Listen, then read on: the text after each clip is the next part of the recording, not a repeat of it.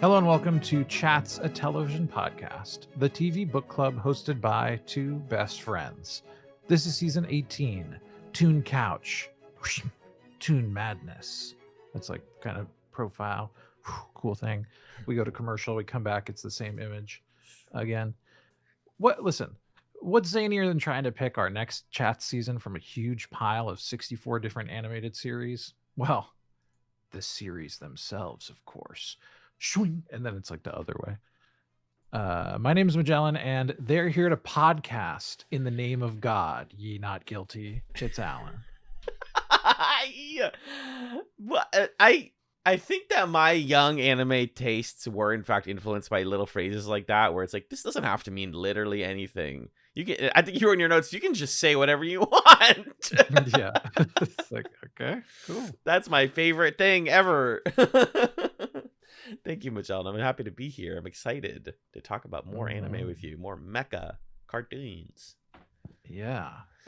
So to position folks where they are in our season, as I said in the intro there, we're going through 64 different animated series to pick one of them eventually to be our next season of Chats. And the way that we're doing this is starting in a kind of division phase where we've taken those 64, split them up by genre into groups of 8. And within those groups of 8, we're winnowing those down to kind of the best that those genres have to offer for our show. Last week, we began our mecha anime division with 4 shows. I don't want to do them off the top of my head, but there were 3 Gundams and one that wasn't a Gundam. And then this week, we're doing 4 more mecha anime shows, 4 more entries in the real robot genre, you could call it.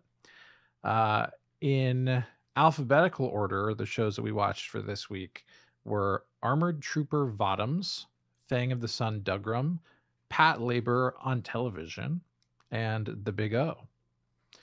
So Alan, how does it feel to be back in the pilot's chair, the mech seat for week 2 of these big robot guys?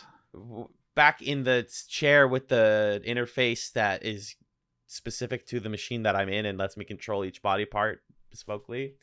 Mm-hmm. Oh, it feels like home, Magellan. This is a beautiful section of the bracket. It's just, what if everything was peak is kind of where we're at. I think more than ever, the anime section of this bracket is where the fans and the listeners picking shows for us has done us well because they were heavily curated. And we are walking in the footsteps of many other anime podcasters in our friend group, extended friend group. So it's like, yeah, we're just going to give you guys the best possible stuff. And then you get to pick from the peak. I enjoyed all of these shows. I want to give you a very small correction, if that's okay. At least 3 of these shows are real robot. I'm almost 99% sure that the Big O would be considered giant robot, because it is the robot in it is less about being an extension of the body and more about being an extension of the will, which is a really fancy artsy way to describe the difference between the 2 types of shows. So real robo is like, let's talk about how a machine works and figures and replaces a body. Giant Robo is like, let's take our ideas and explode them out into a big thing that does stuff.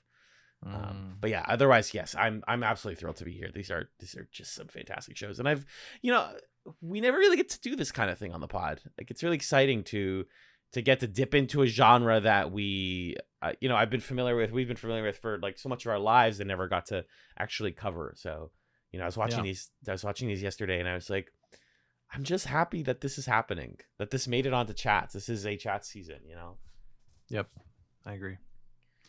Yeah, I had a lot of fun with this week's shows because I think, it was also cool to do it the way that we've done this division, where not that all of the Gundam shows that we watched last week were super similar, because I think what we were finding is that their attitude towards how they were telling their story or what kinds of characters are at the center of them were very different.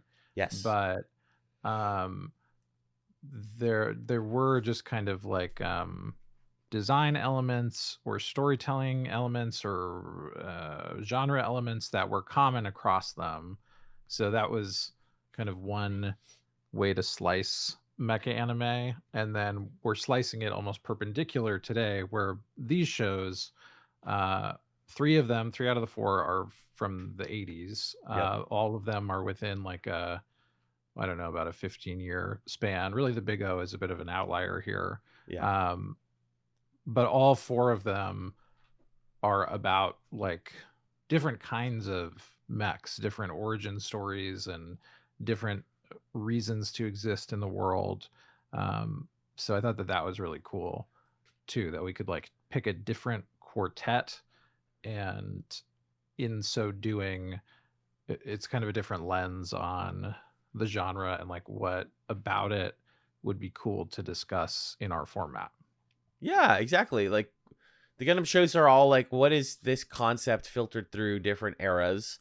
And then this is like, Mhm. you go even broader. Like, how big can the genre of mecha, the umbrella genre, be used to tell these completely different types of stories, right? Because yes, these are 3 Mhm. out of 4 of these are real robot, but like even within that, we have one about community, we have one about storytelling, we have one about police, and then Mhm. we also have like whatever the Big O is. I guess is a film noir, neo noir, Art Mhm. Deco nod. But yeah, I want to get right into things. So let's start with our first show. Yeah. Let's do it. Do you want to introduce it? So, yeah, I will do that. So, first show, we're going to cover these in chronological order of release. That's how we've been doing it here on Toon Couch, Toon Madness. So that starts with Fang of the Sun Dougram, episode 1, which is called Soldier of Light.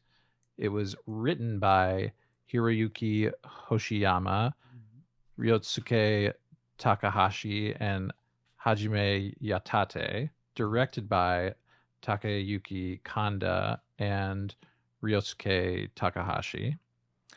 It aired on October 23rd, 1981 on TV Tokyo. Alan, what happened in Soldier of Light?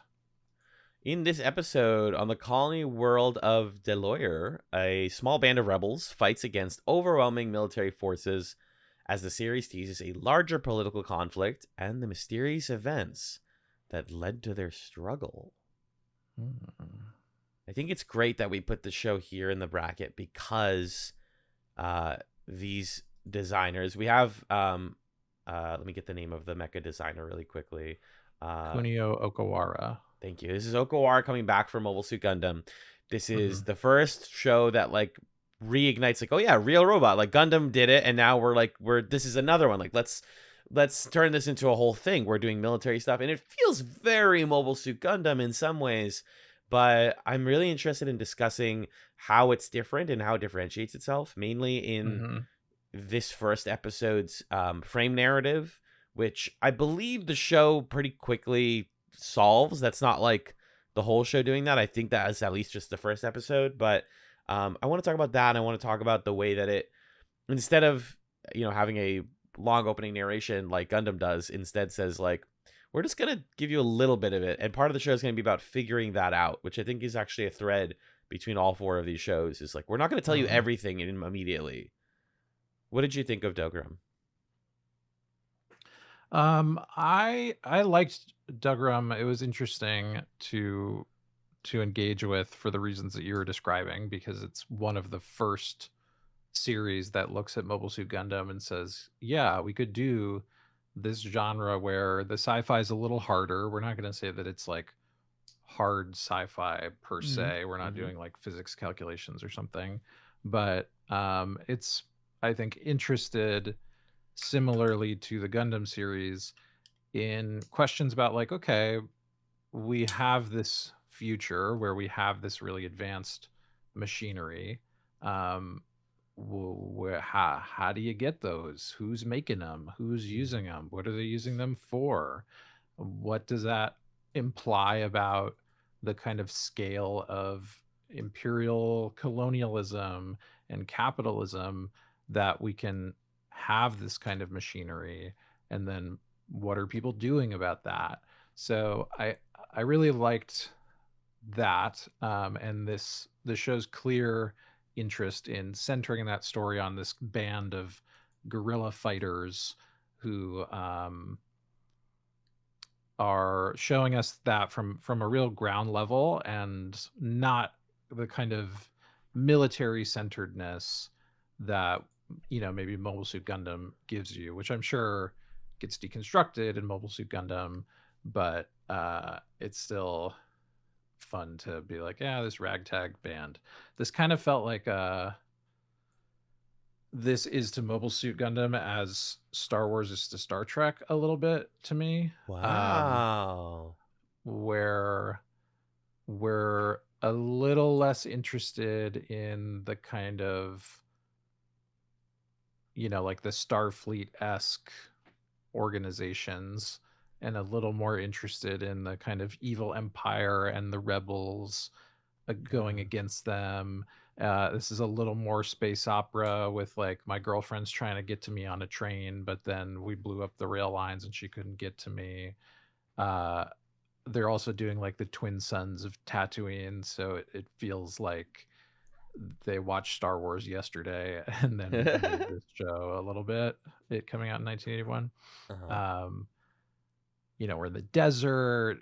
That feels like part of it too. So yeah, there are just a few different kind of aesthetic trappings and ways that it was distinct from Gundam that I was like, oh, okay, this is interesting. You're doing a different thing in a similar space.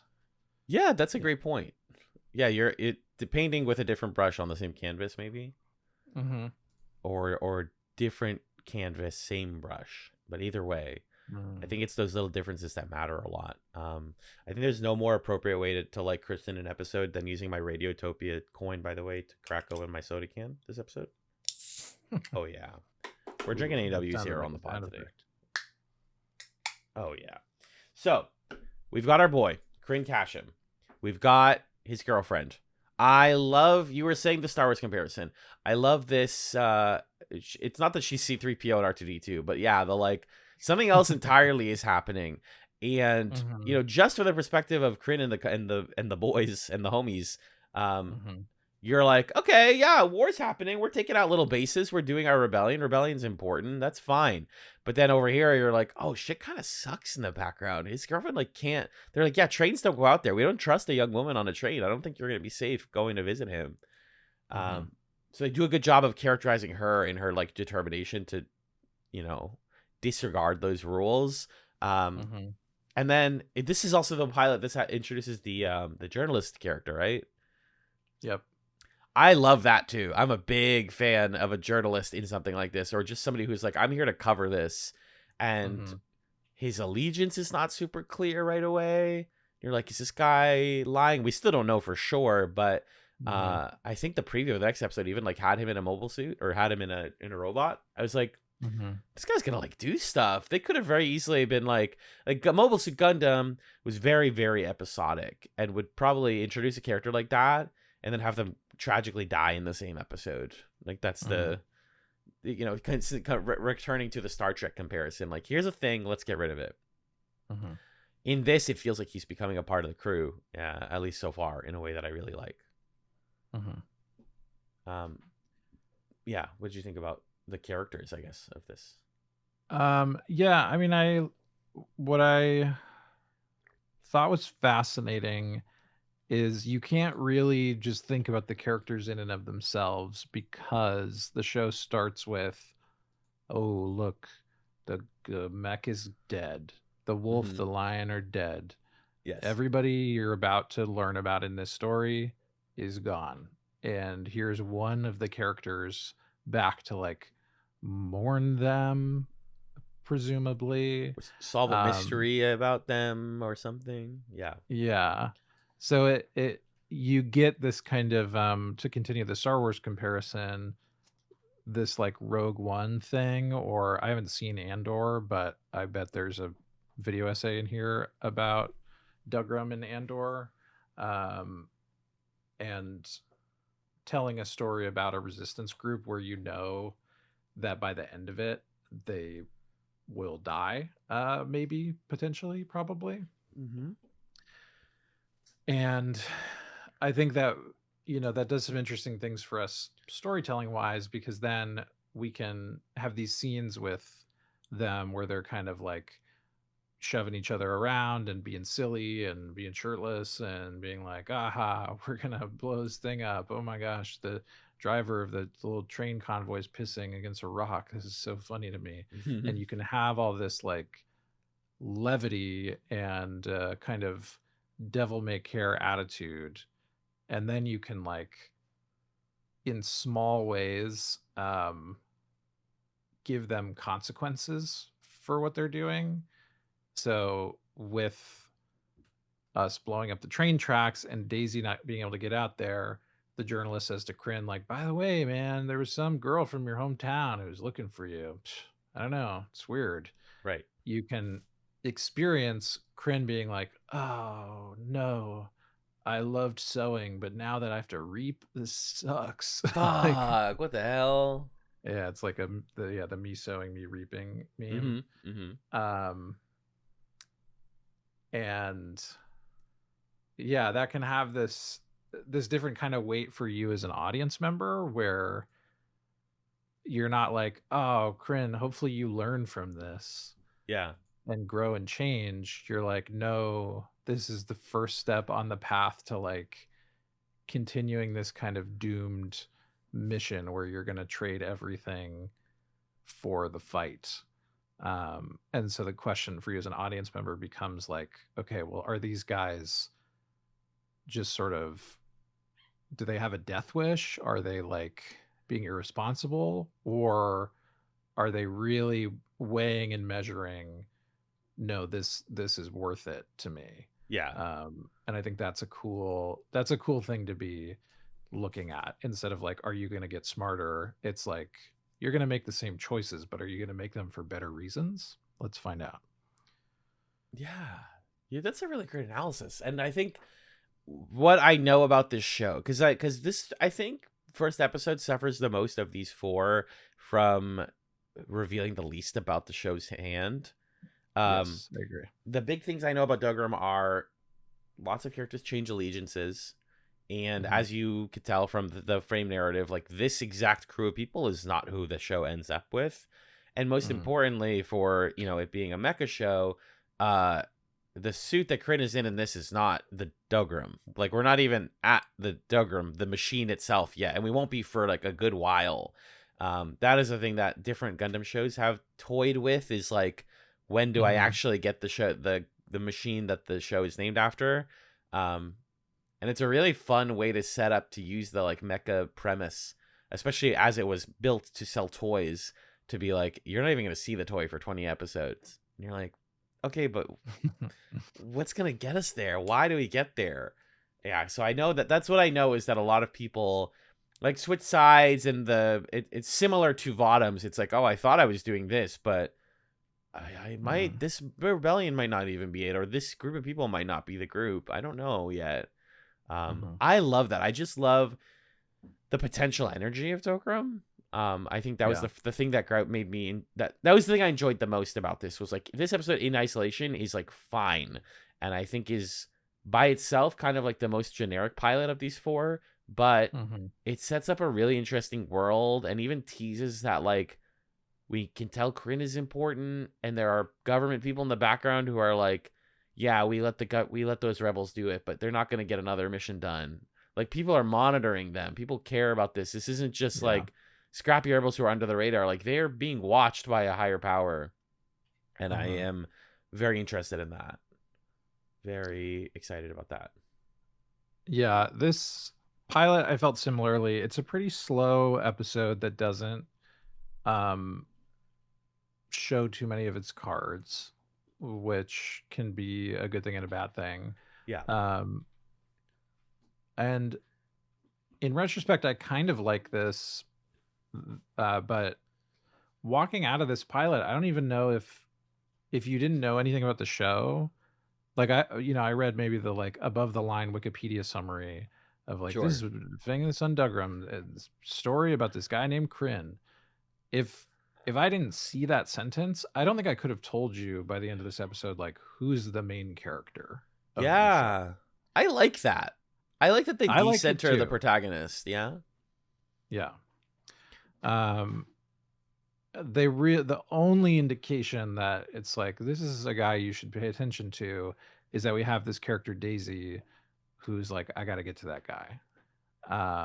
And then you're like, oh, okay, this is because he's the only character who we're really given that kind of ground level human stakes in this, and the person through which we can experience that, what I was describing before of like maybe you signed up for this because you're a bit of like a mech jockey and you want to get in a fight, but you're not going to be young forever. You're not invincible. You're going to have to make choices about what's important to you and what you're going to trade away or fight to keep. So I agree with you that like talking about the episode and recognizing what they're setting up, I'm like, cool, this is going to get, if they're this patient with this episode and we can still find like all these kind of structural elements to it, I have a lot of faith that they're going to build on top of that in an interesting way. And coming out of this episode, you sort of end it like, okay, so who's like the main guy? Who's on the cover? Who am I buying a figure of? Who's the guy on the cover? Exactly. Which, yeah, that's great. Like, Most Gundam is so explicitly about Amuro Ray. So much about like Amuro and the orbit around him. And Dougram is like, I don't know, it's about truth and justice, as the ending of the episode tells us. And Kryn is at the center of that. He's important because of his relationships to people. But I don't know. We don't know yet. And I really like that. It's interesting. We're talking about cartoons this season, and it's more. I know I said this in episode 1 of Toon Couch Madness. Cartoon pilots, especially in the West, have a much higher like risk factor of like, this has to be really good if you want and have like a ton of potential energy and itself be good for people to get to buy it and want to run it for a long time. And I think some of these shows are like, please like us, here's everything, we're gonna show our entire hand, oh my god, here's all the cool stuff. And it's like, yeah, that's really cool, but then I'm like, are you gonna run out of steam? Which we'll talk about later. I felt like one of these episodes I was like, that's a lot that you just gave me. And Dougram is like, this is the 80s, we already got our order of however of these episodes. You're gonna trust us and we're gonna sell you some suits. Buckle in, come back next Saturday, basically. And I applaud them for that. Yeah, this is the one where it felt the most like I was reading the first chapter of a book, and the person who recommended the book was like, read the first couple chapters, it's a slow burn, whereas by the time we get to the big O, like I don't think a book would be like, yeah, cool, vibey story. I would fuck, by the way, there's a big ass robot. You got me. That's the one I'm talking about, where I was like, oh my god, already? But we'll get there. There's reasons to do either one, but they are very different. Correct. Approaches to a first episode. I think that anime benefits from a gradual burn. That's something I enjoy about the anime genre. I don't even want to say genre, just like the anime that I like tend to reveal what they're about gradually, and then by the end you're like, oh my god, the stuff I saw at the beginning. Like, what is the show that you and I really like? Steins Gate, great example of like, it does not start being about what it's eventually about. Bakano, for how short it is, kind of like expands its scope really rapidly, and then comes back, and it has this like cyclical nature. I love that storytelling method, and I think Dougram is like kind of doing that, where it's like the stuff at this first episode, these like little rebels, is like not the show, and that's cool to me. That's like really exciting. Yeah, I either like shows that are that, or that are like, boom, you thought that was as big as we could go? Well, Boom. Yo, that was it. Actually, boom. Yeah. Kill a kill is Kill a like kill. we can go more than that. Don't worry about it. Yeah. This is not us at our full power. Any Easter notes on Dougram?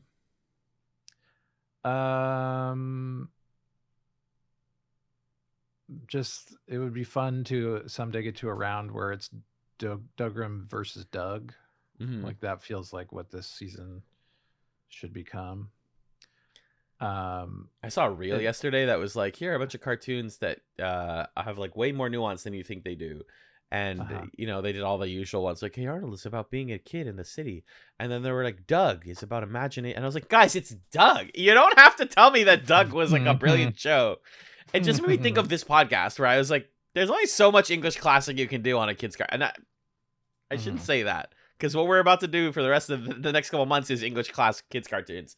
But it just felt to me like the show Doug, really? We could put Doug on here. Why not? Yeah. Just to spite me for saying this. No, that's the whole... I know this has been a thing since the internet for forever, but just like everything framed as a hyperbole. Yes. I'm finding myself getting more and more sick of that. For sure. As a presentation method.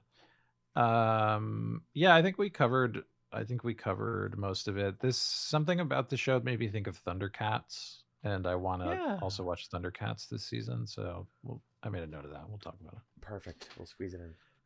But yeah, I think we should talk about the next series. Let's do it. So the second series, first episode we watched for this week was Armored Trooper VOTOMS, which stands for something that I read and then I forgot. It's basically what they call the pilots of the mechs. Episode 1 is called War's End, written by Jinzo Toriumi, directed by Mitsuko Kase, aired on April 1st, 1983 on TV Tokyo. Alan, what happened in War's End? Vertical one-man tank for offense and maneuvers. Okay. VOTOMS.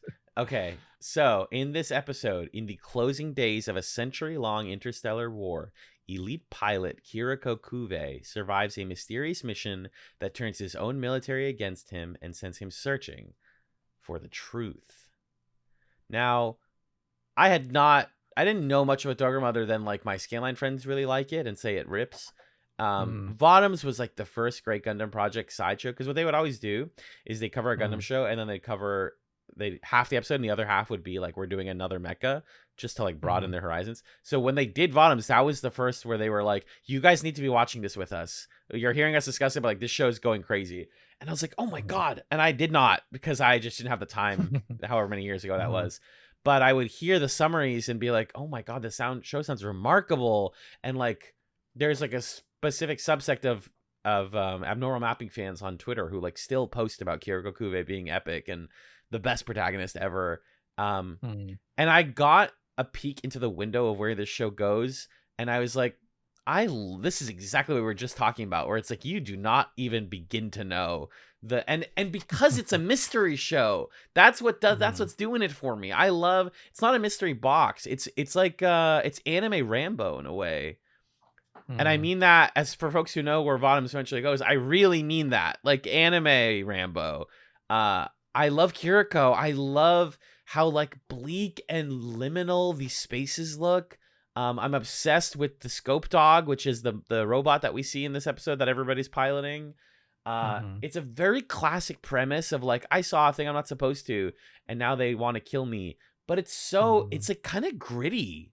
You know, Rambo is not something I expected to see an animated series attempt to adapt in a sci-fi context. My country betrayed me, and now I want to get out. You know, he starts by saying, I'm so tired. This war has exhausted me. And you're like, fuck, dude. Okay. And it felt mature, and it felt exciting, and it felt like the mystery could go anywhere possible. I really, really liked the VOTOMS pilot. I was like very much sold on this. What about you? So correct me if I'm wrong, but I believe same creator as Dougram. Yeah, I believe it's their follow-up. Right? Which was really interesting to me to see, because this is so different from Dougram with regard to one of the things we were talking about. You don't come out of this episode uncertain of who the protagonist is. Right. There's only one guy. um, whereas in Dougram, there was this sense of like camaraderie, and we're gonna work together to fight against the system, and um, we're gonna kind of go down in this blaze of glory as a coordinated group, solidarity, da da Yes. da. Correct. In Votoms, it's like it's one guy and everything is arranged against him. Like he gets forced into this suspect mission that involves like stealing from his own government, and then his own government is like, hey, why are you stealing from us? And now he's on the run with not a friend in the world. So the it feels like it's in a lot of ways trying to be an opposite story to Dougram in terms of like the feel, the kind of animating narrative ideas. And I think that's really cool. I agree with you that the desolation of this episode was fascinating to me. And there are a couple of the ones that we watched this week where there's some degree of desolation or some degree of like we're living in the aftermath of something. We'll talk about that, especially when we get to the Big O, I think is the other one that really is interested in that. But yeah, the I wrote about how cool I thought it was to have those mechs that you were describing doing this kind of like Ender's Game maneuver into the asteroid starbase, and then there's like kind of karaoke instrumentals from the Thriller album in the background or something. Yeah. This like really fun blend of, like you're saying, kind of that 80s action vibe of like Kiriko as a Rambo type or a character in a Schwarzenegger movie or something, combined with this like everything around you has been just absolutely blown to shit by this century-long war, and that feeling of like the war's ending and now your life is getting even worse. Like everything around you is slowing down and now you need to start running, and all those little contrasts I think are really cool. And that's baked into it, right? That's like in the theme song.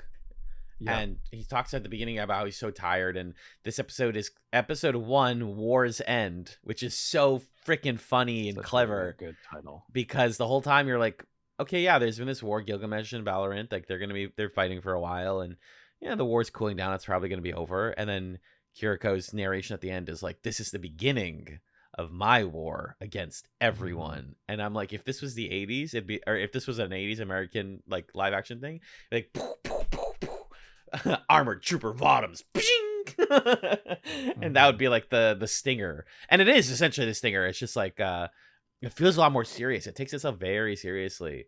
And yeah, in the inversion of Dougram, it is, instead of ensemble gets reduced to a single man who has to figure out what he's doing, this is like a single man is going to have to find an ensemble at some point. The show needs like other characters to have its engine of story of narrative. Right now it like it literally does not, which is so interesting. It has to characterize the enemy a little bit and has to really dig into the interiority of Kiriko for you to be invested, which I am. I think he's an awesome protagonist. I think like the exhaustion with the conflict and like, why am I even in this war? Who do I fight for? What faction am I even a part of anymore? And then like the disenfranchisement, all that happens in this one like 23-minute episode. It's kind of it's kind of impressive. Yeah. Very economical pilot. Yeah. The other thing I meant to highlight is like an aesthetic contrast with Dougram is in Dougram, you can pilot the mech in your leotard and you're just like chilling with your boys. And in this, it's like full suit, full gas mask. Like the mask is cool. There's this the mask is cool. And there's this moment in the opening theme song where it's like these quick cuts of like Kiriko's face, half the face with the mask. Now the mech's there. The show feels a little more interested in this kind of there being a spectrum between human and mech. Like this thing isn't just a vehicle that you can kind of hop in and cruise around in and whatever. This is like representing some kind of it feels more cyberpunky to me, where there's a sort of this like transhumanist thing that we're interested in, especially because and we don't really know much about this at all, but what Kiriko finds in the base is a tube with a woman in it. And it's just like there's a naked lady in an electrical tube, and the show is not going to explain even a thing about that. Kiriko's just like, that was weird. Huh? What? Duh. And she's like, lipstick, toenail polish, earrings. What is happening? I can't explain this. Later, the army guys interrogating him refer to this figure as the prototype. Mm-hmm. So there's some implication. Maybe she's an android, or she's like an enhanced, like a cyborg person or something, or she's an alien. I don't know. But that is kind of at play here too. And so it's not just about in Dougram, this kind of like there's the imperial industrial machine and we're trying to resist it. Correct. There's also this like way that the human self is becoming part of the imperial industrial machine, or there's like a mechanization that is on a different kind of plane than the literal big robots punching each other part of it. And what do we do about that? We're trying to save this lady. Who is this lady? I don't even know what's going on. I don't even know if I want to. It's very Afterwar Gundam X, right? Mm-hmm. What is my objective? She doesn't seem safe with the person I was going to hand her to. So maybe, and this is Kiriko being like, they wanted this for a reason. I actually don't want them to have it because it's weird the reasons they want it and why they were willing to kill me for this girl. Something's up with that. I'm not gonna let that go. Yeah. I think that in general this team loves, because I want to talk about mechs. Obviously, that's the name of the bracket, and the reason that we have them in the shows. They love the idea of like the mech is it's either something that controls you, it's something that you use to assert control, or it's something that like it is the only way that you can fight safely because your body is at risk. And so in Dougram, it's like, well, we have this emphasis on like flanking tactics and military tactics, and like sometimes we have to pull the robot out. It's not like the robot will save us like it often was viewed in the stereotypical version of this genre. It's the robot is another tool in our toolbox. And then in VOTOMS, everybody has scope dogs. Like there is no like, I mean, maybe later there is, but I don't know of like an iconic Kiriko scope dog. He's not like, his success doesn't come from being a pilot. His success comes from his ability to escape danger. He cannot die. He is the only character with colored hair in this. He has blue hair because he is unique. He is a protagonist. He has protagonist power. And I think that's an interesting comparison, not only to Dougram, but a fan favorite OVA spin-off of Armored Trooper VOTOMS, which is Armor Hunter Mellow Link, which even further highlights this because it is an OVA about a guy who is left for dead and who hunts mecha. He hunts the mechs and the people inside of them. So he, a human, uses his guns and his body to kill the pilots and the robots themselves. So like even further distancing ourselves from like the good guy is a pilot. It's like, no, sometimes the robot is bad and the guy is the good thing. And I think that's like what VOTOMS also leans into. And this whole world is about like, we have scope dogs and they're really cool and powerful and they slide around real cool and they look great. But like, why do we need them? What world did we put ourselves into? This endless conflict that we actually need robots to even fight or to examine space dust and stuff like that, or space debris. Yeah, and they make it pretty clear in this episode that like the mech is not really meant to protect you.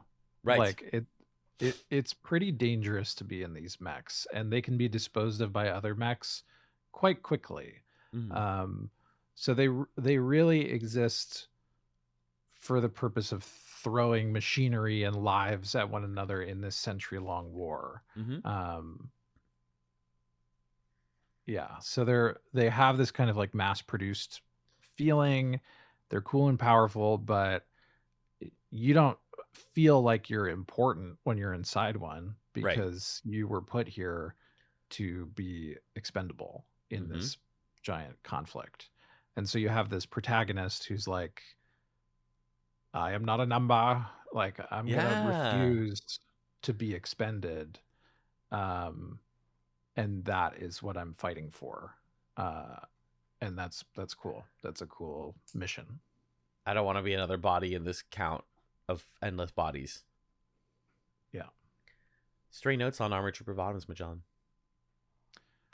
There's a line in the opening theme song, choked by the scent of flames that seem to cling to me. Oh, yeah. That's cool. The opening, the ending, and the narration of VOTOMS are absolutely iconic. They're So so sick. so It's all sick. so sick. The Yeah. narration will get even more intense because sometimes it's Kiriko, sometimes it's the distant narrator being like, "What the fuck is Kiriko gonna do next?" You're like, "Oh, I don't know. I want to find out." Mm-hmm. Anything else? Well, I don't think so. I think we should take it to a break. Yeah, we will take a brief musical break, and when we come back, we will discuss Patlabor, the TV. Back after this.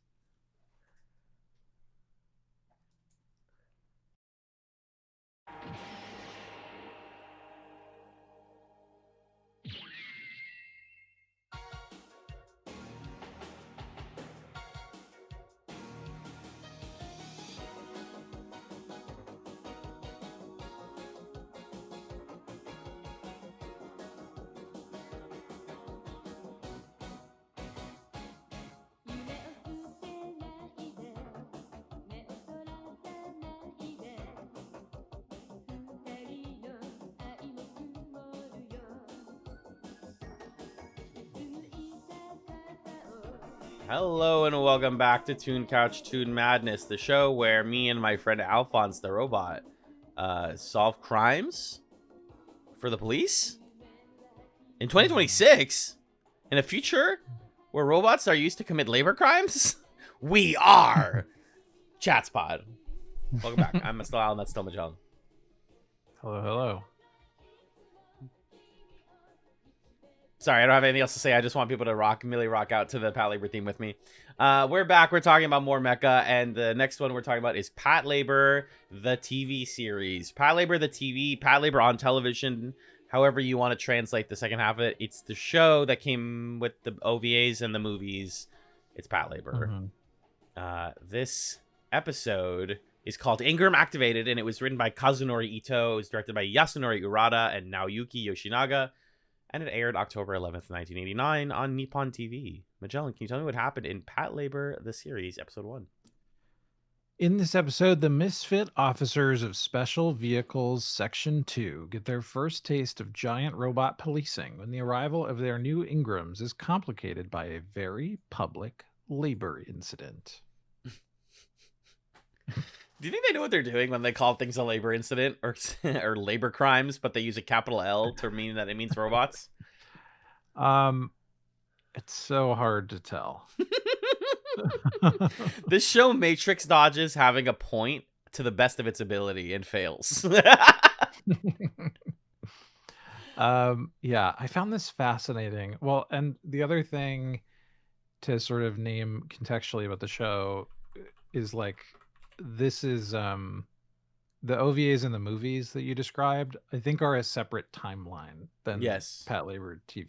So this Yes. is like, you love Patlabor, and now we're gonna do it on TV, which further kind of muddies those waters a bit.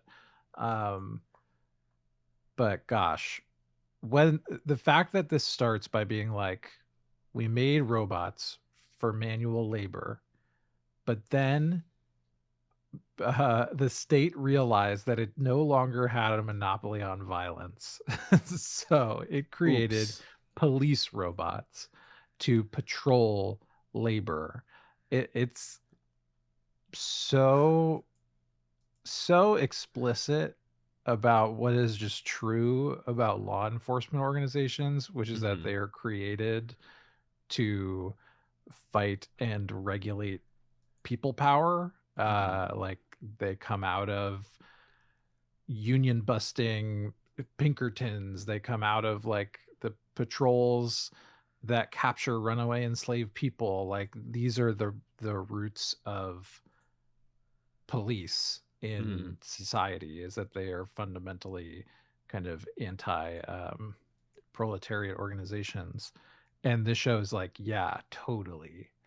And they got sick And robots. mine's name is Alphonse. You're like, wait. I think examining Patlabor is so interesting because this show comes after so much of what made the franchise famous. Because we have Mm-hmm. Patlabor the early days, which is what I've been referring to as the Patlabor OVAs, original video animations. Those were released directly Mm-hmm. to VHS and Laserdisc the year before in 1988. And I've watched all of those. I watched those with Great Gundam Project because I was like, these look cool. Beautiful animation, worth watching, really funny, really Mm-hmm. charming. They're pretty episodic, but they are a little bit more mature than this series. Then Mm-hmm. we get Patlabor the movie, which frankly I barely remember, because I think it's just like essentially a long episode. And then we get this series, which is an attempt to like rein it all in and simplify and like, okay, let's just reset the timeline. Let's figure it all out. And then we get 1993's Patlabor 2, which is something else. Patlabor 2 Mm-hmm. is a really dark, really thought-provoking, dark, sad movie, violent, about how this whole thing that you're talking about of like labor crimes, how that could go really bad.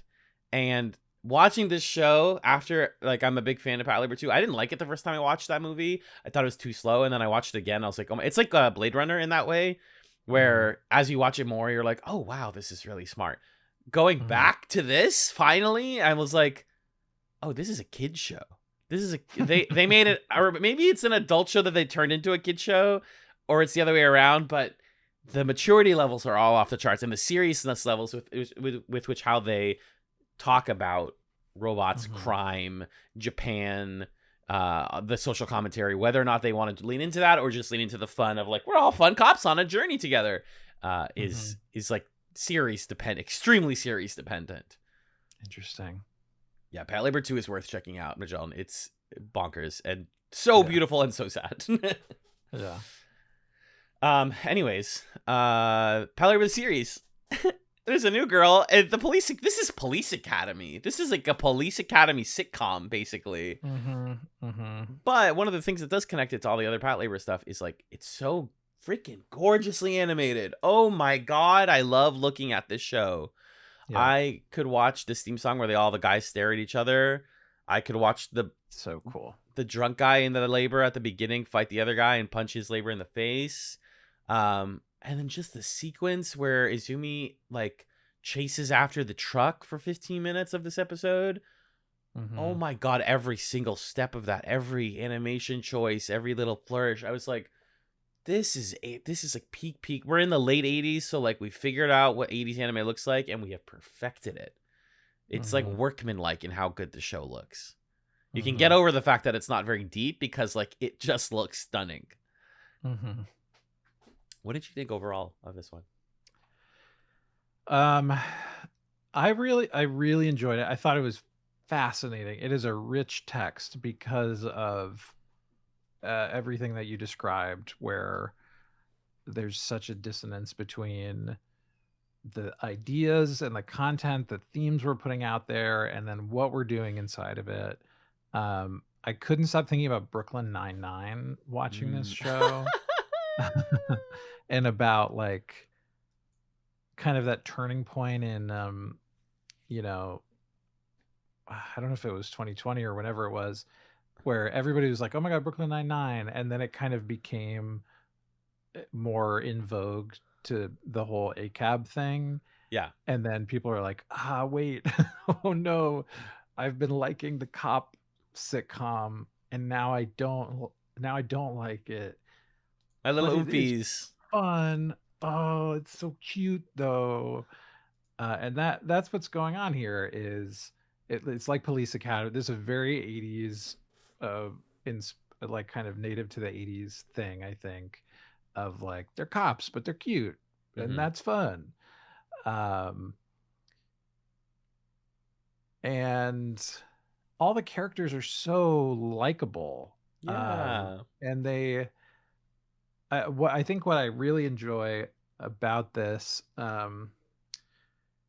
is it's not propaganda in the sense that their their show's competent. Like that first fight with the drunk guy who just easily decks um the like very brash cop dude who wants Mm-hmm. to go in and bust some skulls. Mm-hmm. uh and then the way that that flows into the cops being like, I guess this means we need to spend more taxpayer dollars on even better robots, huh? Sounds good to me. And it's like, yeah, you're right, that is how fucking this shit works. Is they're Mm-hmm. like, whoa, that didn't work, I guess we should like throw more money into the pit um to try and like control people Mm-hmm. instead of addressing, whatever this labor guy's root problems were, when he's like, you don't understand what I'm going through. um and you're presented with characters, I think, similar to Brooklyn Nine-Nine. You're presented with characters where the show is sort of like, okay, we're gonna set up this team. They're a team of these law enforcement people in a workplace, and we're gonna imagine like a group of regular people working in this workplace, Mm-hmm. instead of who is the group of people who would end up in this workplace, and then let's think about that. Mm-hmm. Mm-hmm. um and I'm not, whatever, maybe people are gonna disagree with what I'm kind of implying there, but I am skeptical of, in at the beginning there's the one cop who's like, yeah, whatever, I'm having fun, I want to punch a skull, and then Yeah. there's his partner who's like, I don't know, man, come on, man, maybe we shouldn't do this, Mm-hmm. dude. uh that reads right to us because we expect that kind of contrast, like that's kind of safe range of personalities. Mm-hmm. But if this whole Patlabor thing was real in the real world, uh, that's probably not how it would work. Like they would probably both want to crack some skulls with their big robot. Right. Right. Right. Right. So it's I get what you're saying. right. So it's like, I'm enjoying this. I'm having fun with it, and I'm trying to also kind of maintain a sort of consciousness of how this would operate in the world. But there's plenty of propaganda shows that work like that. Like if you're watching Psych or fucking Castle or something, where it's like, let's just imagine that they're fun. Let's have fun with them being fun. And you're like, okay, sure.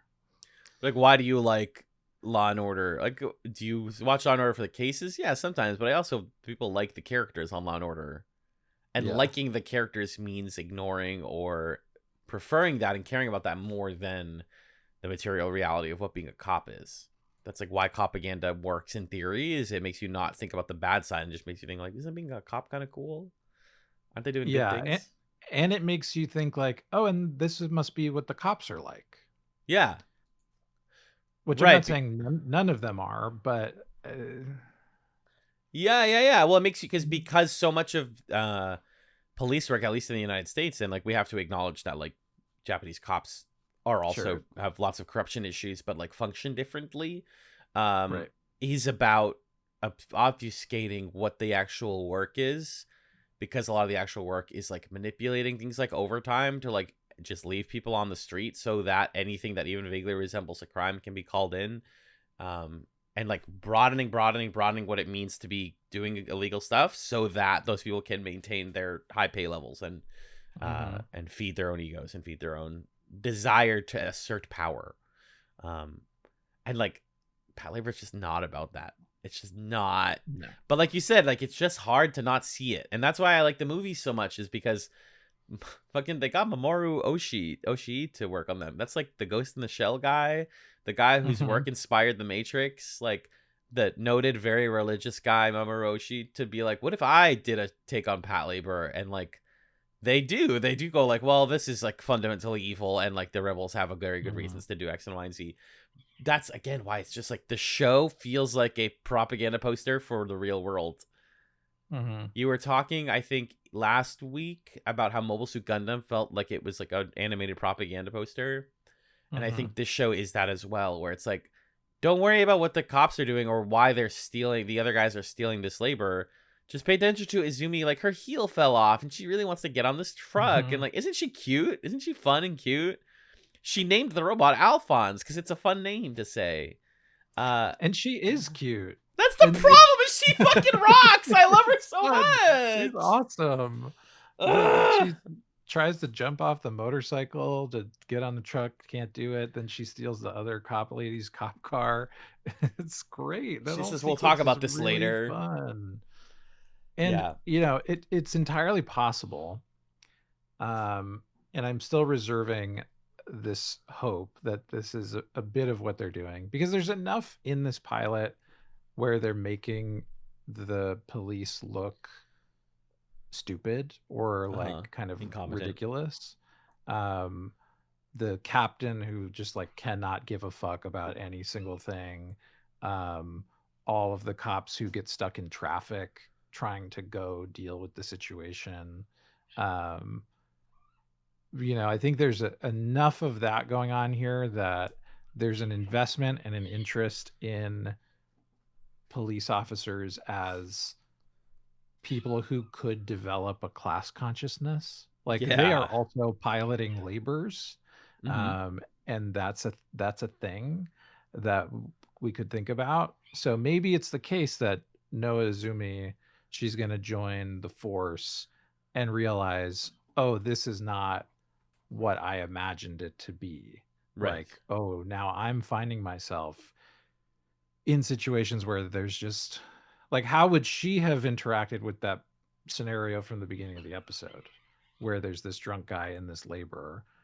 She maybe her first time out would be like, oh yeah, I'm going to subdue him or something. But she also seems like a character who has just like a more idealistic view of the world. Totally. And could very quickly become disillusioned with the kind of stuff that this group is asked to do. Like this obsession with funding seems like it's against her moral compass too. She's not the type to be like, and that's why we should spend more money. But if I know stuff about stories, what's probably going to happen is there's going to be like an evil part of the police that's like secretly evil, and they have to like fight the bad cops to make the cops good. Classic. And then it'll be good. That's maybe like probably when it's gonna be, but who knows? Maybe. Yeah, that's the totally. Oh my god, these cats are going off. Yeah, they're in their labors, punching each other. Just off camera. Yeah. Yeah, I like her relationship to everybody else and how she's like, I just want my Alphonse. I like care about my suit. I don't really. She doesn't like. She's like very naive, right? She doesn't think about why am I having to do this? She's just like, I want to do a mission with you guys because I like this robot and I think it's important that I get to pilot it. And everyone else is calling her strange and weird and like, who's this new girl? She's kind of ditzy. She doesn't even know where the training room is. What the hell? We don't need to inform her of everything that's going on. And I think that's a really that's what makes her a great protagonist. Despite her like lack of knowledge, she's very good at her job. It's like kind of competent, not competency porn, but just like watching somebody be very competent is very fun and entertaining. It's that simple. There isn't much like narratively going on in this episode, though, right? It's just kind of Izumi joins the force. She stops the truck. And then she gets in the suit and rides it around and fights people, and then we're good. That's pretty much it. That's Patlabor. I was gonna ask you if you have any stray notes. Just it's interesting. They seem to be setting up some kind of a romantic thing with her and the guy who wasn't in the mech, and like he's the good cop guy.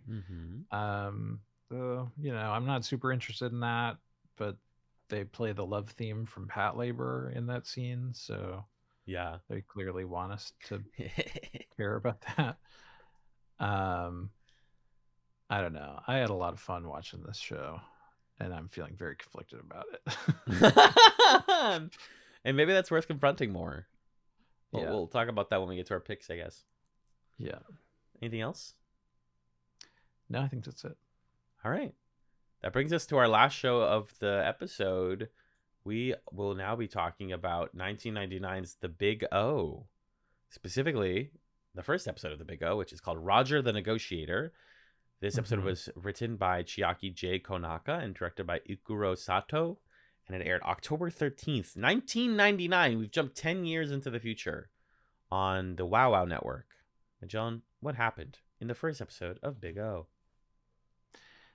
In an amnesiac metropolis inspired by noir detective stories, suave negotiator Roger Smith stumbles into a bizarre kidnapping case that introduces the mysteries of Paradigm City and the towering Big O. The show's crazy. It's crazy. Yeah. I texted 6 after this, and I was like, how did I not hyperfixate on this show as a kid? This was on Toonami. It was? Yeah, this was like a Toonami show. What the fuck, guys? I think I knew it existed for a long time, and I remember the ads for the big... I can hear Tom saying the Big O. But I really think my brain was just like, that looks like Batman the Animated Series. I don't care. Which is like the stupidest thing I could have ever said as a kid, because anything that looks like that, Bruce Timm's Batman the Animated Series, is good, objectively.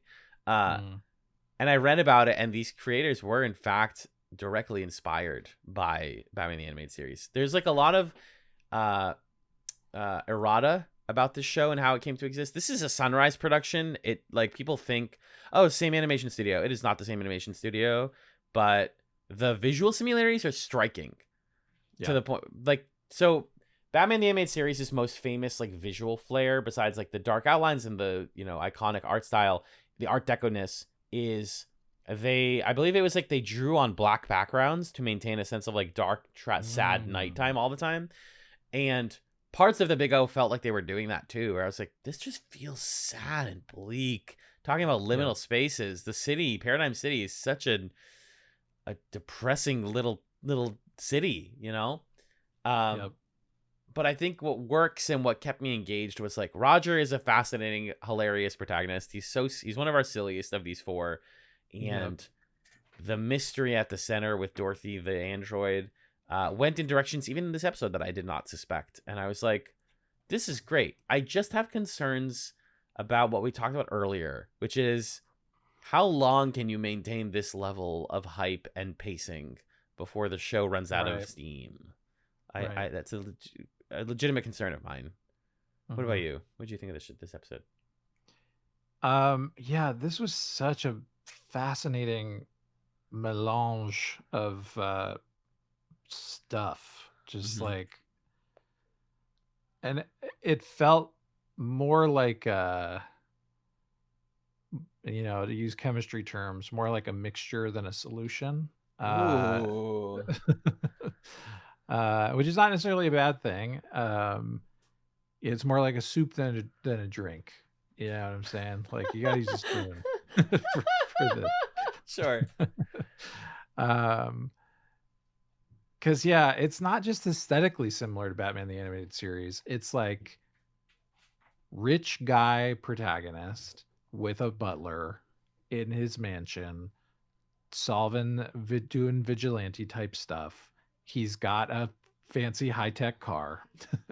He's whatever. Yeah, that's the stuff of it. He's got gadgets. He's got striking black hair. There is Yeah. like it's neo noir inspired and Art Deco inspired. Like what? I've run out of fingers. Yeah. It's in a city. Like this city is The the character. place, the character. Um so it's so Batman the Animated Series. And then they're like, and there's a big old mech built in the likeness of God underneath the earth that emerges, and everyone's like, ah, crap, it's the God mech. Oh god.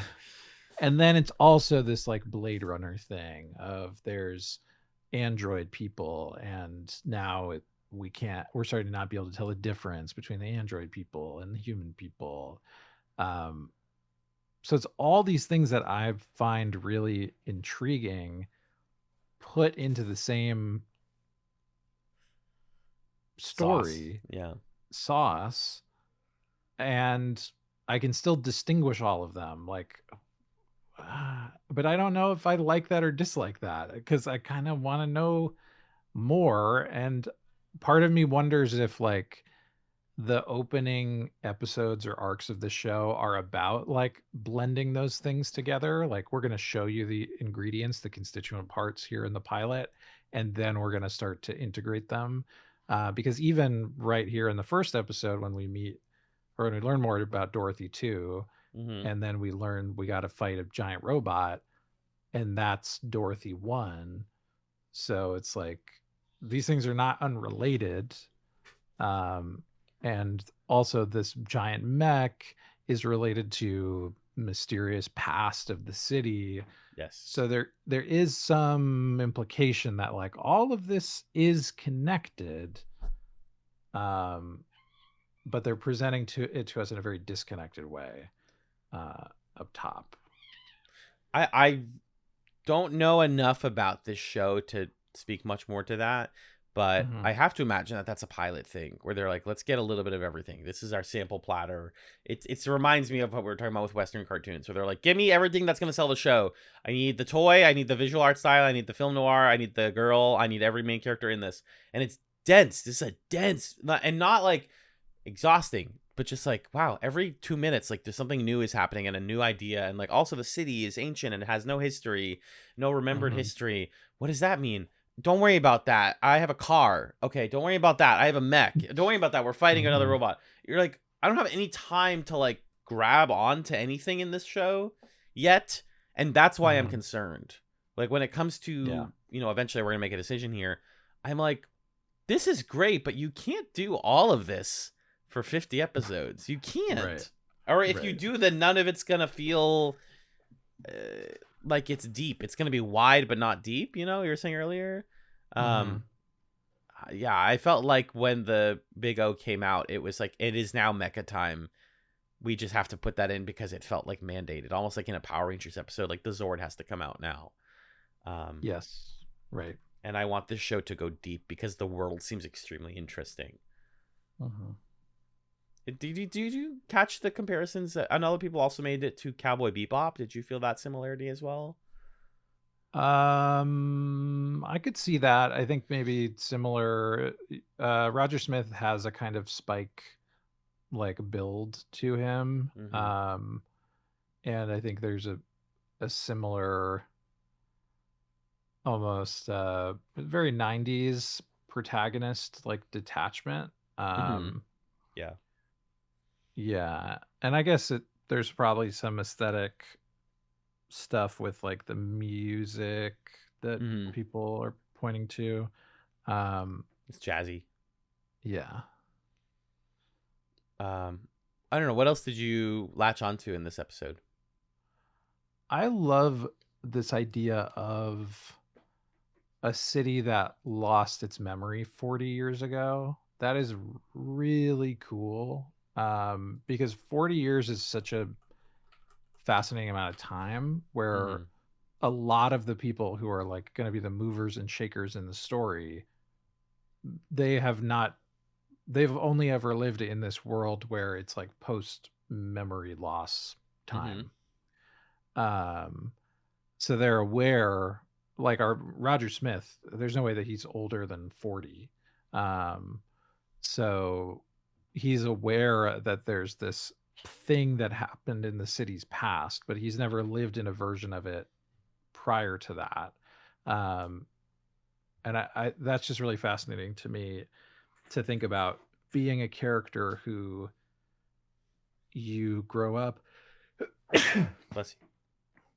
being a character who has grown up in a city of amnesia characterized by that fact that there's like Yeah. a point in the past where we can go no further back. Mm-hmm.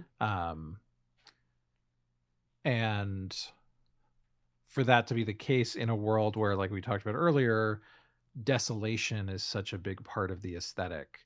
When we go to this hangar at the beginning to conduct the exchange that Roger Smith tries to facilitate, Mm-hmm. we start by like looking at the roof and it's just full of holes and clearly falling into disarray. And so it's not just like, oh yeah, there was this weird memory loss event 40 years ago, but we rebuilt from it. Like, no, the city's still kind of stuck there in this amnesiatic, like maybe we're just about to remember what was in that building before, but Mm-hmm. until we do, like we're just gonna let it sort of rot there.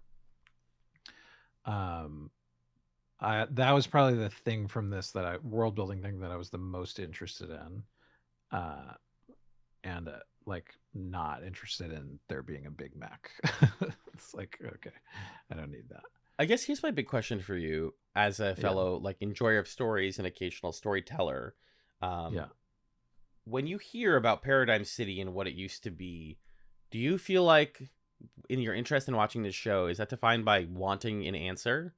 Or do you like that as a simple, like a background that is never answered, but is like crucial and essential background for stories to be told in front of? Does that make sense? Like, do you feel Yeah. like the point of Big O, if for you to enjoy it, would be like, I want to eventually know what happened? Or is it, sort of like when you write a D&D world or you write an RPG world, Mm-hmm. you're like, I want to fill it with spaces for the players to fill in. I'm not going to give them a solution. I guess, like, what do you think Mm-hmm. about all that?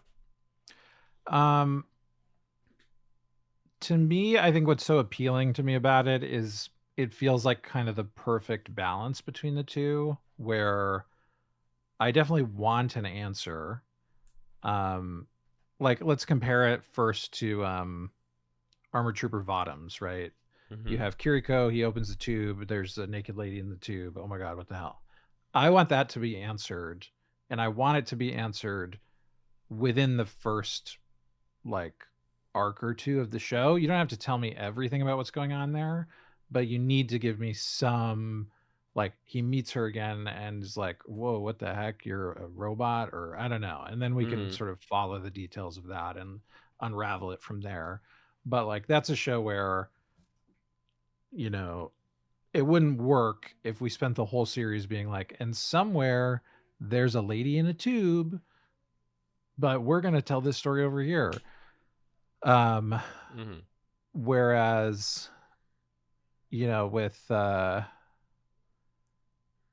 with this show, I I want an answer. Um but I think it's more like I want an answer, Yeah, there really. it is. I agree with you there. Yeah. And so as long as you can continue to make that relevant, Mm-hmm. like we're going to meet characters along the way who have the life that they have, and it's like, how old were you when all the memories were gone? Oh my god, you were 10, you don't even Mm-hmm. remember your childhood, but now you're this like crime boss guy, and you have this existential, like, I don't even know, maybe I was a good kid but now I'm a crime boss, like I don't give a fuck. And then it's like, what's your deal? I'm 15 and I have all my memories, you dick, like I don't give a shit. uh I want to see the impact that this has on the people, in a leftovers kind of way, I was gonna right? bring it up. Good job. I was gonna bring that exact thing up. um you're watching The Leftovers and like you want to know what happened. You want there to be an answer, but we didn't really spend a ton of our time talking about The Leftovers being like, so what do you think happened?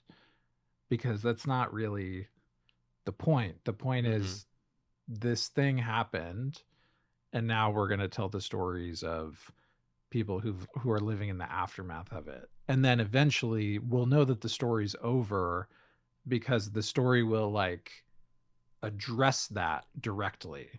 Yeah. And in The Leftovers, it's like we're gonna give you information that you could use to say that we answered the question, but Mm-hmm. we're not going to answer it so definitively that we're going to like close off your ability to want an answer. Like I think you still want to leave the series wanting something from it, even if you're like, but they gave me enough that I could sort of reckon with that Yep. myself. So that would be my hope for this idea. And it feels like this has the juice to be that kind of a thing. Mm-hmm. I think if we are to accept that we're going to want to watch more of the show, then we have to go into it knowing like we're probably not going to get a hard answer. We might get a Right. leftover style, like why the point is to want to know. Mm-hmm. And like I was saying earlier, like in the RPG writing campaign style, it being in the background, it informs everything the story is about. It's about memory. It's about history. It's about the weirdness of the city, the weird design of Paradigm City, the fact that there is a godlike robot underneath means something. Is there more than one? Yeah. Because that's the rule of mecha, right? If there's one, there's more than one usually. They're not all just aliens. Why are there other cities? What does the city represent? And like I think that those questions are just more exciting than the answer to me. Like I don't feel like I need Roger to go up to an ancient man who's like, this is what it used to be. Which is funny because I do specifically want that for Votoms. Like I want to know, like you said, I want to know exactly what that woman is. I want to know exactly what Kiriko's destiny is, and I want to know where that war is going to go. So that's the difference here. Is I like that Big O draws a map without borders, and I think that Votoms draws a map with the expectation that there will eventually be borders. Yeah, I think that's a great way to put it. Thank you. Like I think what appeals to me about, just one last thought on this like City of Amnesia thing, about that is it feels like a perfect allegory for these like society defining events that are more about the consequences of them than like the event itself. And I don't want to fall into the trap of like reading too many anime through the lens of nuclear weapons, like the US dropping nuclear bombs on Japan. But there is something about a show coming out in the 90s placing this thing, that big thing that happened decades and decades and decades ago, and having characters who are like, I know that this thing happened and I can see the impact of it, but like I wasn't there for it. I don't really understand the realities of that. Correct. Or even like it makes me think about 9/11. It makes me think about COVID, about experiencing these things where to live through them, you know so acutely that there was a time before and a time after. And you can point to like, this thing's like this because of this thing's like this because of this. But you don't necessarily know specifically like what was the cause, what was the inciting event. You're just like, I understand the past and present. I don't understand what was the moment. Yeah. And we could like find an answer, like 9/11, we could sort of have a historical answer, but like that doesn't really answer the question, because the question is something more elusive and kind of metaphysical, which is just like, why is it like this, this life of ours? Get this kid a copy of Station 11. I swear, that's what this is. How do we live in the after? You know? Yeah. How do we live in the after? Apparently, you have a suitcase that can rocket propel itself through a car door. Awesome. This is the other thing. Is like Big O is like, wow, smart, heady ideas, philosophical questions, not answers, and sick as hell. Absolute cornball shit. Yeah. Absolute cornball, sick. The robot runs so fast that the animation frames can barely keep up with her. And he has to like use the mechanical handles of the Big O's like operating to punch. So cool. Oh, I love awesome. that shit. So that was my favorite good. mech cockpit detail we've seen. I think the like rails that the hand joysticks are on. Especially because this is something I think about too much as someone who watches a lot of these. Whenever you see the interface of a mech, it's like they're using a joystick or they're using like side panels, and it's like this thing represents leg. Specifically the Big O, it's like the moving of the mechanical things represents the arms doing this. All the arms can do is punch. It is a weapon built for doing weightlifting essentially, and then closing its fist. And so he just has to specifically do that and pull with the full force of his punch to use a punch. I love that. It's 1-to-1 is what I'm saying. G Gundam is a great series that like literalizes this. You are put into a like full body suit that all of your movements become the movements of the machine. And this kind of reminded me of that. The late 90s were a time to make the the mech's movements like very literal. And I fucking love it. I think it's delicious. Yeah, it's such an analog thing too. Like it's almost more satisfying to me than a version of this where you're like standing in a chamber of the mech and your movements become the mech's movements. That's almost like abstract. Whereas this is like, no, I freaking swing the lever and it like you can feel what that feels like. Yes. It's pretty cool. And it feels old.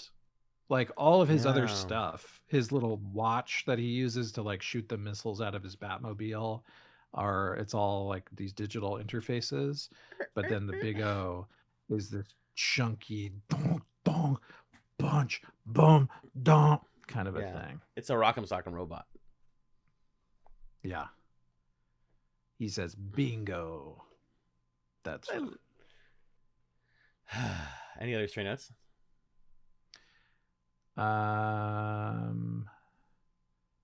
The villain is like super Riddler coded, just like this green guy named Mr. Beck who wants money. Yeah. I don't know. He's a Batman villain. Big time. I think that's and I like the idea of the femme fatale person who's not really a femme fatale because she's like a daughter aged robot. Right. But the idea of like the female lead in a noir being an android is cool. And immediately established is that like, yeah, we have androids. Some people can tell the difference. Some people are old. And Roger's like, I should know the difference. I fucked up the fact that I didn't know. And like the only way we know visually is that she has like really significant bags under her eyes. I guess that's to imply androidness. Pay no attention to me. You can't really see it on camera, but I also have bags under her eyes. Yes, him shouting bingo, amazing. Dorothy, can't wait to see more of her. Her running is the sickest anime thing ever. Oh my God, awesome. Just speed up the footage, baby. It's perfect. Cast in the name of God, ye not guilty. Again, you can just say anything. It's free. All right. Yeah, I'm really curious. But let's make a decision. Yeah, I think it's time. Yeah, let's do it. So usually the way this works is that we flip a coin and one of us gets to keep, if we win the coin flip, then we get to keep a show. And then the other person gets to keep a show from the remaining 3. And so we take 2 of these into the next round, right? That's right. Okay, so I am going to pull up a coin flip, Magellan. And let me just make sure I do it right this time. Okay, finally a good coin flip website that I'm going to keep. All right. This will go here for the video viewer. Magellan, heads or tails? Tails. Coin is being flipped. It is tails, my friend. You get to pick. Who's staying? This is tough. This is really tough.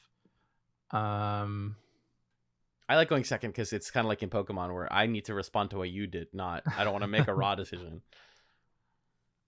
I think what's so tricky about this choice is they're all going off in very different directions. So it's hard to be like, oh, well, here's a trend and this is the best of those. Like all four of these are quite distinct ideas.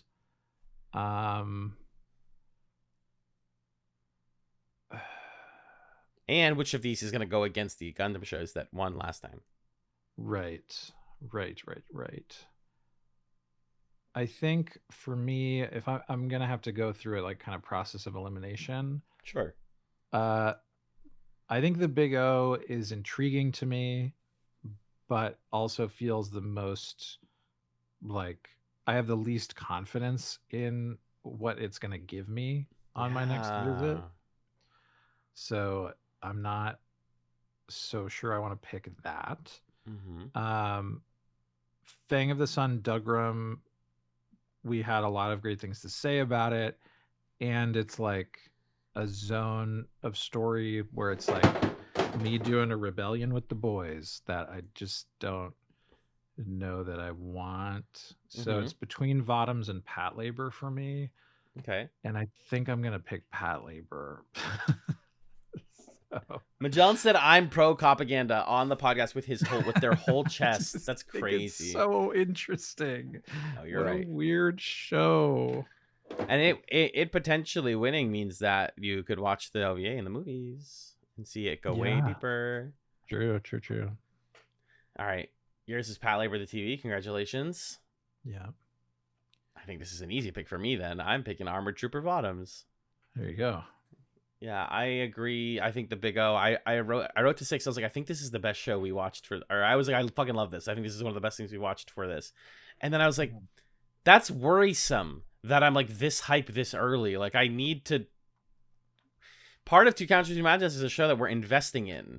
You know, it's kind of like Shark Tank in a way. Like, is this thing gonna blow up and go viral once and then not work, or is this gonna be a multi-year investment? Or for us, a multi-month investment. And I don't think the Big O has it long term. I loved this episode, and I'm sad to say I do not think it will have the sauce long term. Right. I agree. Maybe I'll watch it in my own time if it gets more accessible. That's the other thing with Mecha is like so many of these are like annoying to find because of American rights holders. So it's also like, which one of these am I going to want to get all of via the internet? Yeah. So congrats to Armored Trooper VOTOMS and Patlabor the TV series. You're moving on to the Mecha round 2 of Toon Couch. Yeah. So next time we're here in this division, the final 4 of the Mecha Anime division will be Armored Trooper VOTOMS, Patlabor, Super Dimension Fortress Macross, and Turn A Gundam. God, we're so good at this. For next week, we're going to step away from Toon Couch Toon Madness briefly, and we're going to do our once every 5 weeks or so tradition of watching a half a season of Star Trek. So we're returning to Star Trek, the original series, the second half of season 2. And we are going to be watching from season 2, episode 14, which is called Wolf in the Fold, all the way through to the end of the season, episode 26, Assignment Earth. Whoa. So join us for that. I think there's really good episodes in there. I'm pretty sure. I'm excited. Oh, God. Trouble with Tribbles is the second one of the batch. Perfect. All right. We're good. We're good to go. Beautiful. We got good TV coming up. Yeah. Damn. John, where can people find you online? They can find me on another podcast I do with my friend Justin called Super Smash Echoes, where we play video games related to the Super Smash Brothers franchise. We just released our in-depth coverage of Kirby Air Riders over there, so you can listen to that. Super Smash Echoes. I don't want to be biased, but I really, really loved that episode, Magellan. Thank you. Thank you very much. I had a wonderful time. I think for folks who don't know more about Echoes, it's a pod that Magellan and Justin have been doing for now 4 or 5 years. It every time it comes out, it feels like a big release. It feels like a big drop.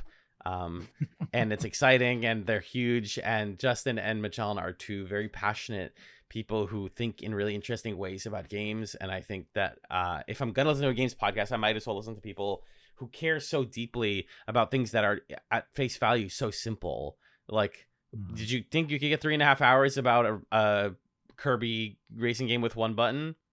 believe it or not, it flies by, and you'll find yourself at the end when Justin says, "Wait, I had a bunch more stuff, but I'm not gonna say it." I was like, "No, wait, I want the extended cut." No. So yes, I'm gonna co-sign your podcast. It's really good, and the new episode's fantastic. Thank you. Yeah, at some point in the recording, it was like, oh yeah, my soft out is like 11 p.m., but that's 3 hours from now. We won't get there. And then we got there, and we were like, whoops. But yeah, and they weren't done. That one. And they weren't even done. Yeah, there's a lot to say. You can also find me on Blue Sky, not the Magellan.bsky.social, and on Ghost, not Magellan.ghost.io. Alan, what about you? Brilliant. You can find me on The Creature Corner, which is a Pokemon podcast I do with my good friend Six, a similarly intense passion project where we talk about Pokemon and are playing through the Kanto games. We just recorded an episode about the Fuchsia City Koga fight in Gen 1. So that'll be coming out soon. And yeah, stay tuned for more Pokemon stuff over there. I'm also on The Garnet Wager, which is a Korean game show discussion podcast at ScanlineMedia.com. You can find me on Blue Sky at Ibrahim, AIBRAHIM. That's pretty much it for me. John, it is an even episode. Do you mind doing the plug zone for us today, please? I don't mind at all. You can get in touch with the show in a few different ways. You can email us at chatspod@gmail.com with questions, comments, concerns, suggestions. You can also find us on Blue Sky at chatspod, chatspod.bsky.social. Every instance of Chatz Pod is spelled CHATZPOD. We're on YouTube, where you can find a video version of the podcast, Chatz Television Podcast. You can see Alan smiling and waving while I say that, and wearing a shirt that says something in Japanese. That says PlayStation. It says PlayStation. Pretty cool. Wherever you find the show, whether it's there on YouTube or on a podcast catcher of your choice, please rate, review, share, star, heart, all that stuff. Consider also supporting us financially on patreon.com/chatspod for $135 a month. $1 a month gets you on the Discord. $3 gets you twice monthly bonus content. $5 gets you thanked right here at the end of every episode. Thank you to our $5 patrons, who include a new addition to the list, Steph. Thank you, Steph. Thank you, Steph. Congratulations. Welcome to the fold. Woo. Congratulations for supporting us. Congratulations.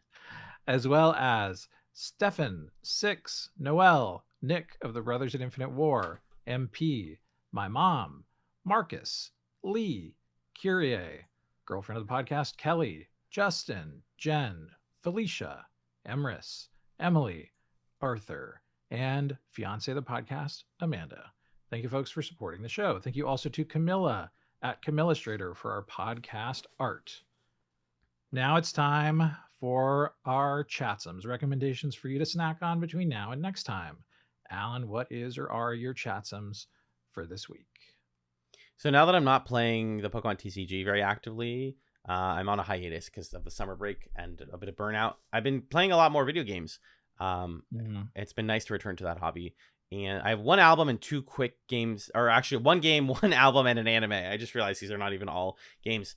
First up, we got C-Matt, who is an Irish artist who has an album called Euro Country that I heard about from my girlfriend of the podcast, Kelly, because she was in Ireland recently and she saw a news report about C-Matt getting bullied online because, get this, a young woman in music being like judged for her body is a sad thing to happen. And I was like, that fucking sucks. What's her music like? Oh, Euro Country is fantastic and has music about being Irish, being a young woman, body image issues, funnily enough.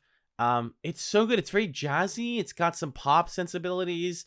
It's kind of all over the place genre-wise, but like, we really need to. It's CMAT. I really think folks should check her out and listen to the album Euro Country because she's doing some really cool genre stuff. And I really do think you're gonna, because like she had one song that blew up on TikTok. You'll be on the ground floor for someone who I expect to go big globally in the near future. So please check out Euro Country by C-Matt. Support a wonderful Irish artist. I have been enjoying the anime adaptation of Witch Hat Atelier, which I might have chatted some of the manga many years ago.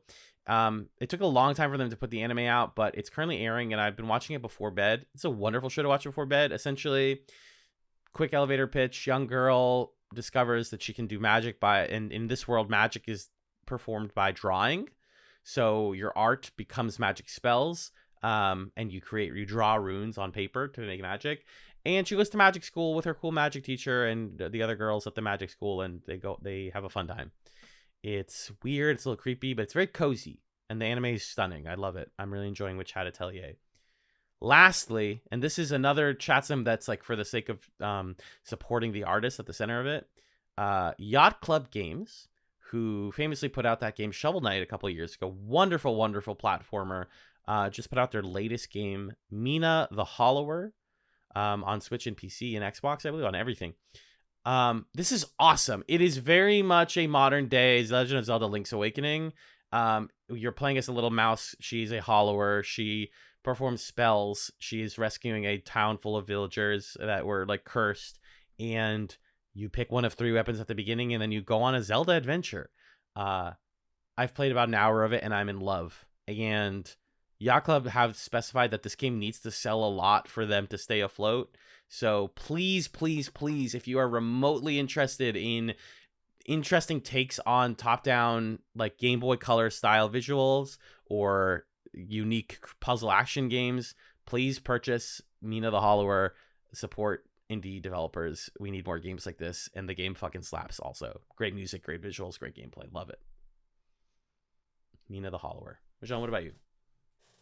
I was gonna have 2 Chatzums, but you took one of mine, which is Mina the Hollower. I've been playing Oh, hell yeah. You've been playing it too? Mhm. Isn't it so good? No, it's really good. Yeah, I would there's a lot of super positive buzz about it, which is great. Like, it's getting tons of 10s out of 10.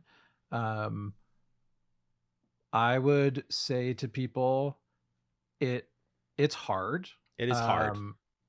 And it's hard in that way. It was a very similar experience to me of like playing Dark Souls for the first time. Not in the it does have a Souls-like thing of like you die, you go back to a checkpoint, whatever. But it kind of has that Dark Souls thing of like, hey, we put this roll button on the trigger or whatever, the trigger button. And you're like, what? Nobody's done that. This feels weird as hell. Why are you making a game like this? And like Mina the Hollower kind of has control things like that, where the rhythms of it and the things that you are able to do are slightly different than what you're probably used to in this kind of a game. So it requires a little bit of patience to adjust. But once you do, it's awesome. It's a really, really cool game. Yeah, it takes some adjusting. You just gotta play it patiently, similar to Dark Souls. I don't like calling it a Souls-like because Shovel Knight also had the whole die and recover your stuff mechanic. But yeah, I'm playing the hammer, which is like a really cool weapon, but like so deliberate, and like you will ruin yourself and die on the simplest enemy if you're not patient. So play this game slowly, and it also has a lot of accessibility options. I've heard you unlock a lot of like stuff to help you. I'm a big proponent of stuff like that. So yeah, that's also a great caveat to bring up. Yeah. The other game that I wanted to shout out is a game that when I showed it to Amanda, she was absolutely appalled by it. Oh no. But for me, this is like a dream come true. Like they made this game for me. This was released on April 30th of this year. I think it's only on PC. I'm playing it on the Steam Deck and it runs totally good. It's called Librarian, Tidy Up the Arcane Library. Oh boy. It is a put away the books in the library simulator. Oh, I need it. Where basically in the night, some mischievous fairy has taken all 3,072 books off of the shelves of the library, scattered them about, and you put them back where they're supposed to go. That sounds amazing. Amazing. It's awesome. It's first person? It's first person. Yeah. So it's basically like Viscera Cleanup Detail or like Power Wash Simulator, where it's like just satisfying to do the rote task slowly and methodically. Yes. Yep. Oh, that sounds so fun. I've spent about 6 hours in the game so far. This game is not even $6. close to done. Yeah. No, it's it's good. It's good. But the moment where I turned the camera around to show Amanda the floor completely littered with books, she's like, "Oh my god, oh, put it away." That's awesome. No, but it's fun. Librarian, tidy up the arcane library, and the book titles are really funny. There's a lot of little nice details to enjoy. Very cool. Very cool. All right, I'm curious. Definitely. Gaming. 'Tis the season for gaming. Magellan, thank you so much for being the Dorothy to my Roger, because you run really fast and I have a car. We hope you all enjoyed the episode, and thank you so much for listening to Toon Couch, Toon Madness. Peace.